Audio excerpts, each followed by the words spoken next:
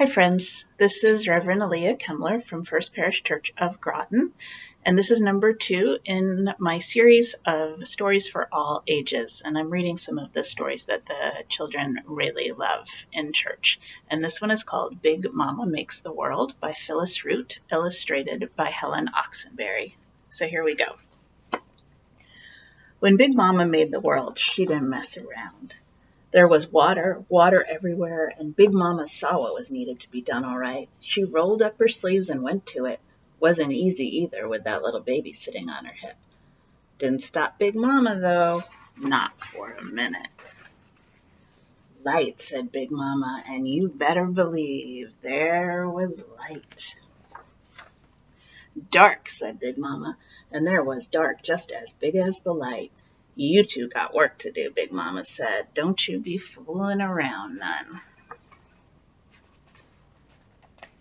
Then she looked at the light, and she looked at the dark, and she looked at that little baby looking at the light, and the dark smiling and cooing. And Big Momma said, that's good. That's real good. And that's how the first day went by. Next day, Big Momma looked around. Can't tell my up from my down, said Big Momma. I better have some sky here. And there it was. One big sky wrapping over everything, soft and blue as a baby's blanket. There wasn't much else yet, but water and light and dark and sky, all doing what Big Momma wanted them to do. And Big Momma, she was pleased all right. That's good, she said. That's real good.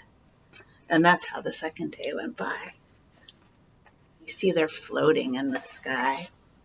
Next day, Big Momma looked around some more, and she said, got me some light, I've got me some dark, but I still can't tell what time of day it is. How am I going to know when it's morning, evening, time to put the baby down for a nap? Big Momma, she wanted to know all right, and anything Big Momma wants, Big Momma gets. That's just how it goes. Son, said Big Momma, you take care of this day business for me. Moon, said Big Momma, you take care of the night. So Big Momma made the stars, too, just in case old Moon overslept sometimes. Big Momma looked at the sun and the moon and the stars, filling up her sky just in time for little baby's nap, and Big Momma nodded, and she smiled. That's good. That's real good. And that's how the third day went by.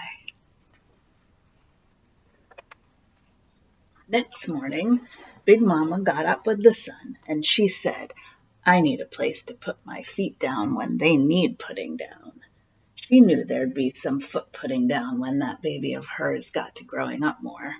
Earth, said Big Momma, get over here, and it did. All one big ball of mud it was, nothing much to look at. Baby liked it all right just the way it was, but Big Momma wasn't finished yet. What do you think she's going to make? Need some grass to wriggle my toes in, said Big Momma. Some big old shade trees for hanging a hammock, papayas and oranges and boysenberries for eating. That's how it was then, just like Big Momma said. Little baby sucking on a mango and grass and trees and fruit all over the place like somebody tipped over a fruit stand.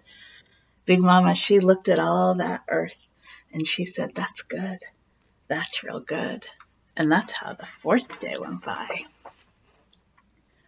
Lots of folks would be plenty pleased, but Big Momma, she doesn't quit until the job is done right.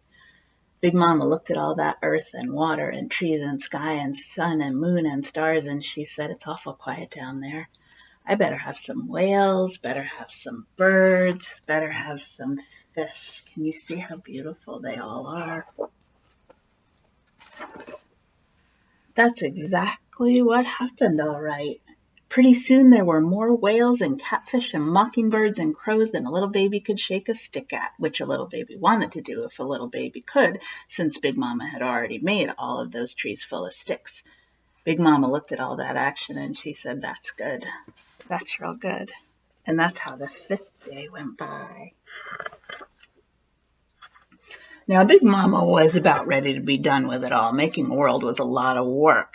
What with the laundry piling up and the dishes needed doing, she figured she'd better finish things off in one big bang.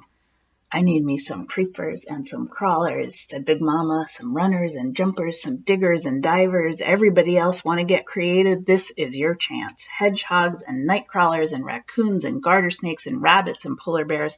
That's how Big Mama made them one big bang. There it is. The Big Bang with all of those creatures coming out.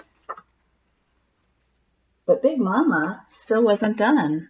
Oh no, I bet you can guess what's missing. I'm lonely, said Big Mama. Who's going to sit on the front porch and swap stories with me?